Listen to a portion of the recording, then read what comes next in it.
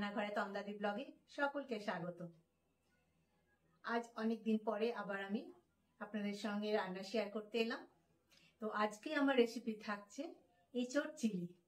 সেটা কিভাবে করব সেটা আপনারা সকলে আমার সাথে থাকুন, আপনাদের সাথে শেয়ার করব।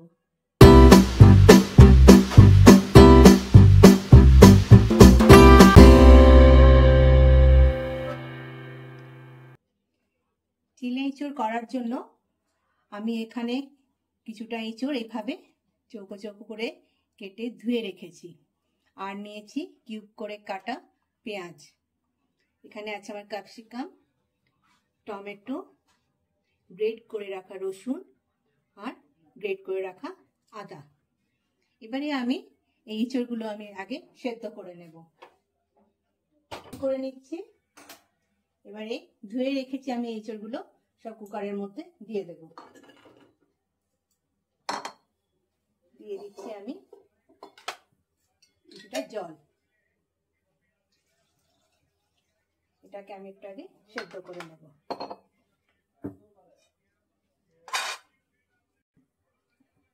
আমি এটার মধ্যে দিয়ে দিচ্ছি হাফ চামচ মতন নুন।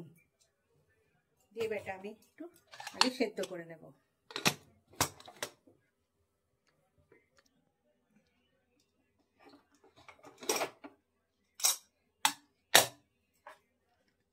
এঁচোড়গুলো আমার সেদ্ধ হয়ে গেছে, কি সুন্দর সেদ্ধ হয়ে গেছে। এবার এটাকে আমি একটা প্লেটের মধ্যে তুলে নিচ্ছি। এভাবে একটা প্লেটের মধ্যে সব এঁচোড়গুলো আমি তুলে নিচ্ছি।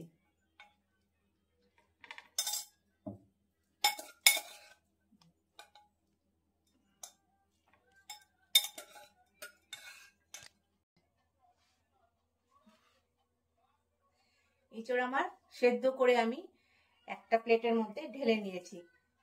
এবারে এটার মধ্যে আমি দিয়ে দেব কর্নফ্লাওয়ার। আমি নুন দিয়ে তো এঁচোড় সেদ্ধ করেছিলাম, তাই সামান্য একটু পরে দেব। এখন আমি একটু দিয়ে দিচ্ছি কর্নফ্লাওয়ার। 3 চামচ মতন কর্নফ্লাওয়ার দিলাম। আর দিয়ে দিচ্ছি আমি সাদা ময়দা, এটা আমরা রুল ময়দা বলি, আটা নয়। দিচ্ছি আমি সাদা ময়দা।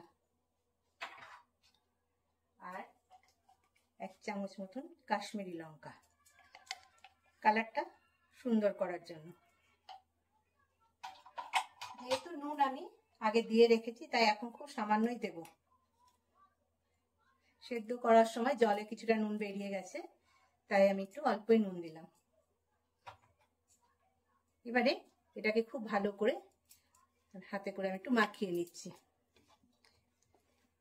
সমস্ত ময়দা কর্নফ্লাওয়ার আমার এঁচোড়ের সাথে একদম খুব ভালো করে আমি এটা মাখিয়ে নিচ্ছি।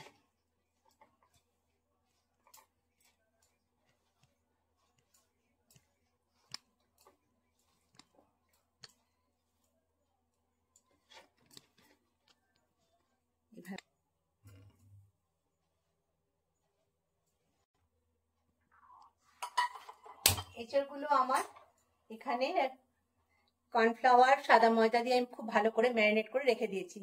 এবারে ওভেনের মধ্যে আমি কড়াই বসিয়ে তেল একটু গরম করতে দেব। এই এঁচোড়গুলো যেগুলো আমি মাখিয়ে রাখলাম সেগুলো ভেজে দেব বলে।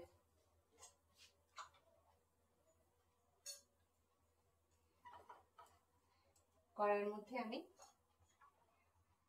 তেল দিয়ে দিচ্ছি।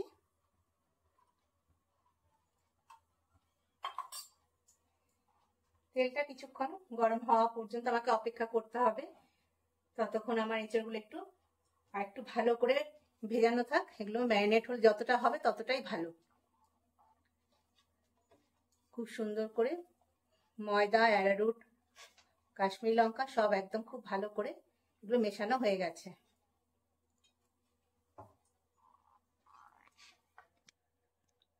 কড়াই আমার তেল গরম হয়ে গেছে। এবার এগুলো আমি একটু ভেজে নেব। এভাবে এঁচোড়গুলো আমি আগে একটু ভেজে নিচ্ছি। সমস্ত এঁচোড়গুলো আমি ভালো করে নেড়ে চেড়ে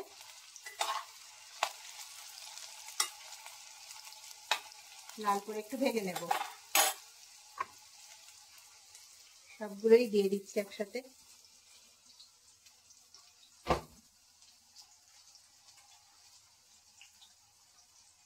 রোজই রান্না তো হয়েই থাকে, বিভিন্ন রকম রান্না খাওয়া তো মানুষের দৈনন্দিন জীবনের মধ্যেই পড়ে, কিন্তু এতদিন আপনাদের সঙ্গে শেয়ার খালি করে উঠতে পারিনি সময়ের জন্য। তবে আজকে রান্না করছি ঠিকই, কিন্তু কাশ্মীরের যে ঘটনাটা ঘটে গেল সেটার জন্য মনের মধ্যে একটা দাগ ফেলে গেছে, খুব কষ্ট হচ্ছে। যারা এই ধরনের কাজ করেছে আমি তো বলবো তাদের উপযুক্ত শাস্তি হওয়াটা খুবই দরকার। এঁচড়গুলো এভাবে আমি লাল লাল করে একটু ভেজে নেব আগে।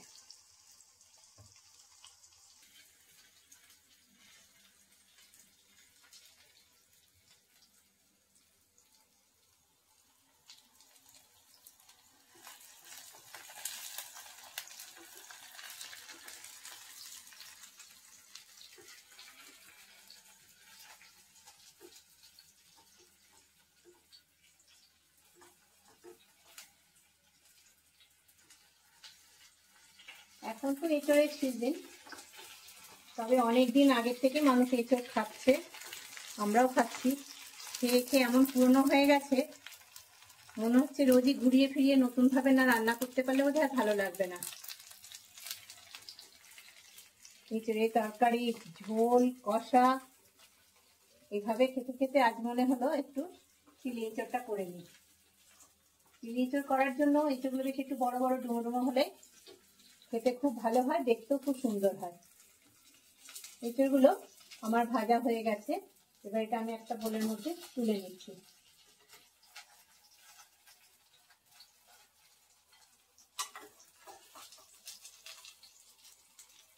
এভাবে আমি একটা বোলের মধ্যে নিয়ে নিচ্ছি।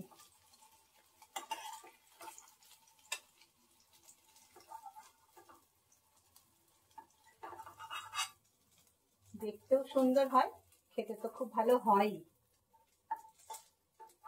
এটা চিলি এঁচড়টা ফ্রাইড রাইস, রুটি, পরোটা সবার সাথে খেতে খুব ভালো লাগে। এবারে আমার কড়াইয়ের মধ্যে যে তেলটা আছে তার মধ্যে আমি দিয়ে দিচ্ছি কেটে রাখা পেঁয়াজ।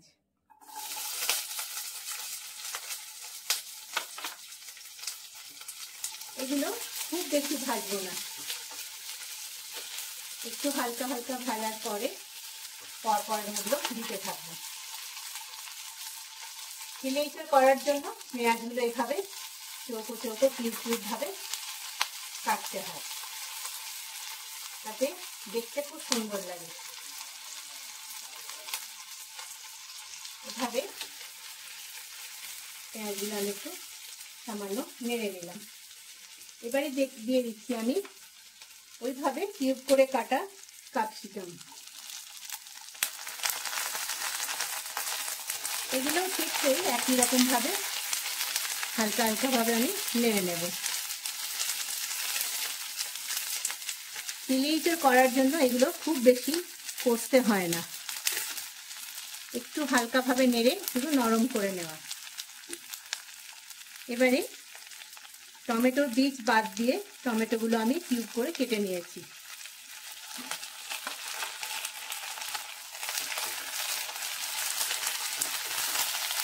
এইভাবে একে একে সব আমি দিয়ে দিলাম। এবারে এই মাঝখানটা একটু ফাঁকা করে নিচ্ছি, এখানে আমি দিয়ে দিচ্ছি গ্রেট করে রাখা রসুন।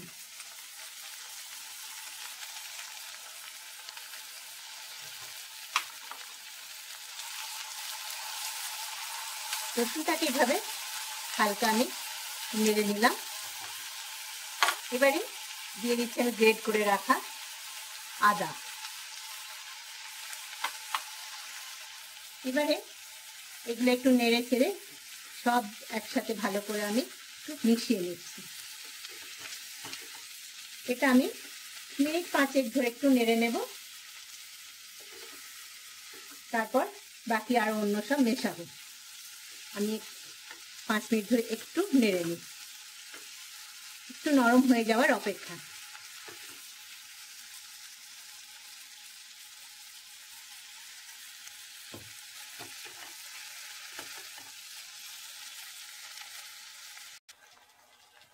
এবারে এর মধ্যে আমি দিয়ে দিচ্ছি সামান্য একটু নুন আর একটু ঝাল লঙ্কা, হাফ চামচ মতন হলুদ গুঁড়ো। এগুলো সবগুলো একটু ভালোভাবে আমি নেড়ে নিচ্ছি। আমার পেঁয়াজ, টমেটো, ক্যাপসিকাম, আদা, রসুন সব এইভাবে নরম হয়ে গেছে, হাফ কষানো হয়ে গেছে। এটা পুরো ভালো করে কষাবো না, যেন এরকম বেশ দেখতে লাগে, কালারফুল লাগে।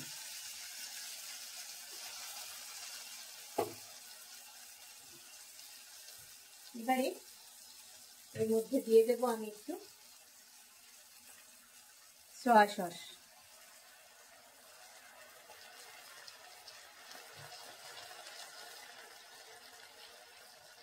আর দিয়ে দিচ্ছি আমি টমেটো কেচাপ।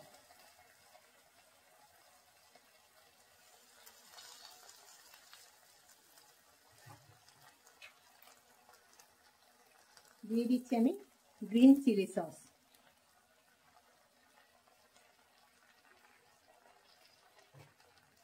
এবারে এগুলো খুব ভালোভাবে একটু নেড়ে নিচ্ছি।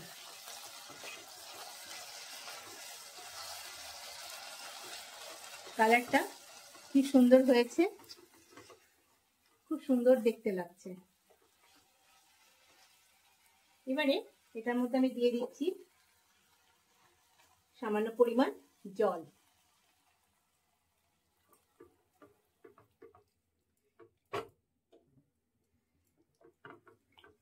জলটা আমি হাফ কাপ মতন দিয়ে দিলাম।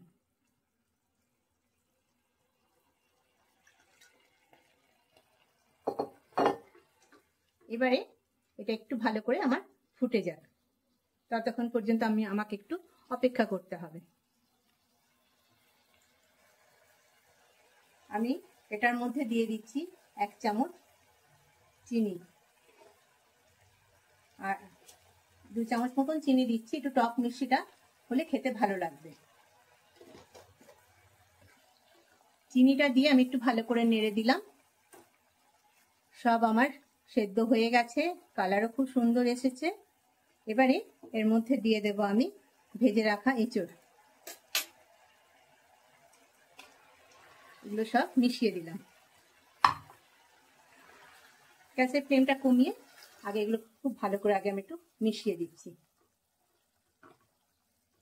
সবগুলো একসাথে খুব ভালো করে আমি মিশিয়ে দিচ্ছি।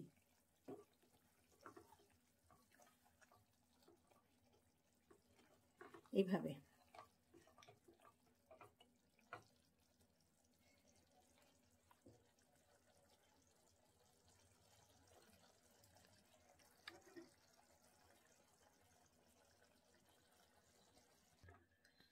এঁচড় চিলি আমার তৈরি হয়ে গেছে। এটা খুব ভালো করে সব ফুটে মিশে গেছে।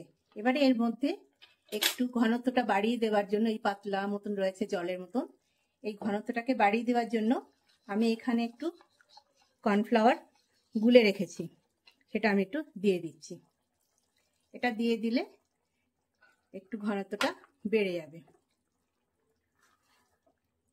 আমার এঁচড় চিলি তৈরি।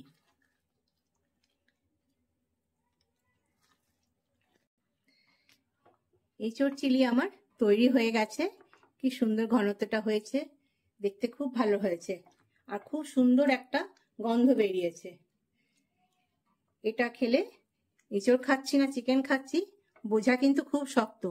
এবার এটাকে আমি প্লেটিং করে নেব। একটা প্লেটের মধ্যে আমি তুলে নিচ্ছি।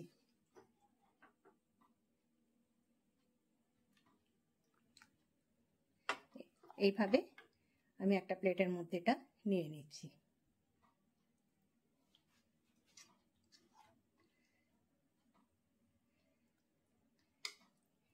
এঁচড় চিলি করতে গেলে এঁচড়টা একটু এইভাবে চৌকো চৌকো বড় বড় রাখতে হবে, তাহলেই দেখতে বেশি সুন্দর লাগবে।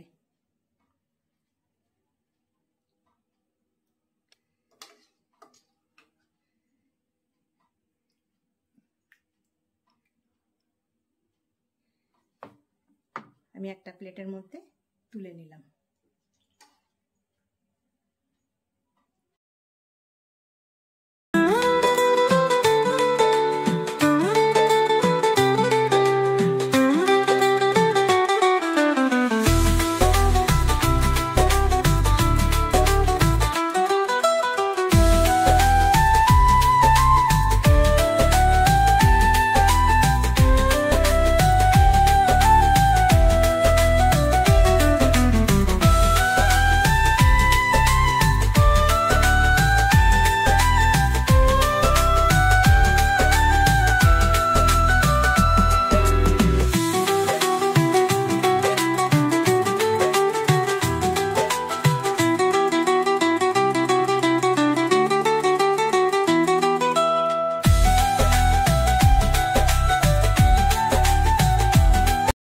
আমার এঁচোড় চিলিটা একটা প্লেটের মধ্যে তুলে নিয়েছি, প্লেটিং করে নিয়েছি। এতক্ষণ আপনারা আমার সাথে এই রেসিপিটা দেখলেন, আপনাদের সাথে আমি শেয়ার করলাম। এই রেসিপি কেমন লাগলো লাইক করবেন, শেয়ার করবেন। এখনো যারা সাবস্ক্রাইব করেননি তারা সাবস্ক্রাইব করবেন, এটা আপনাদের কাছে আমার অনুরোধ রইল। সুস্থ থাকুন, ভালো থাকুন, ধন্যবাদ।